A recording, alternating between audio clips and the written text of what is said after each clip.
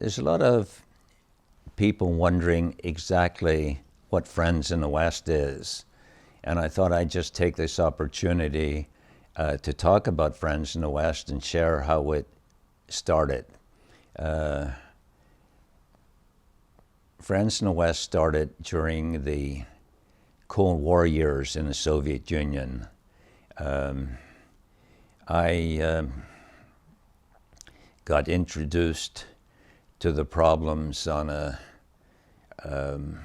trip to Sweden, and one of the teams that was attending the particular convention that I organized had gone to Estonia, and we're doing Cold War days, and everybody was concerned that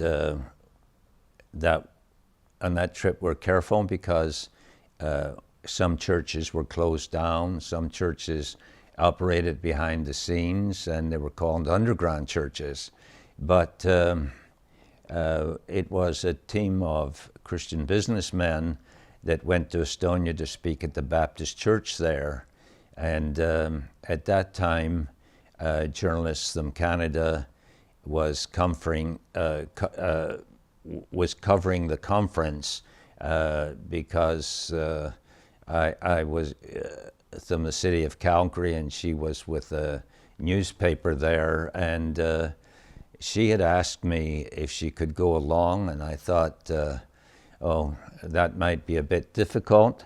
But then, because she was a journalist and with the difficulties there, and then I said, well, if you can get a visa, you can go, believing that there was no way in a few hours she would get a visa. It generally took weeks, and since we were in Sweden, not Canada, that probably she wouldn't get the visa. But she was turned down for the visa and come back and was quite upset. And I said, why did they not give you the visa? She told me, you know, she was not a believer and was interested in socialism. So I was a little bit interested as to why she would be turned down for a visa. And she said, because they caught her in a lie. And she said, well, Ray, I lied to you and I lied to them about why I was going. I really didn't want to tell anyone, but I knew my grandmother lived there and I had never met her. And I thought this was an opportunity to go, and the officials tripped me up. And so then I had to leave the embassy. So I told her at that time, I said, you know, I believe in prayer, and I believe we can pray, and I can ask God for a miracle, and you can still get that visa. She was adamant that she could not, but I insisted. I had a rented car, and I drove her down and had to drop her off right in front of the Soviet visa section in Stockholm. But then I had to park the car, and it was almost closing time. And I let her out. She said, what on earth are you going to say? I said, well, begin by telling them why you lied and that you're afraid that your grandmother would be sent to a prison camp if you visited her, and you'll come back to apologize and see what happens.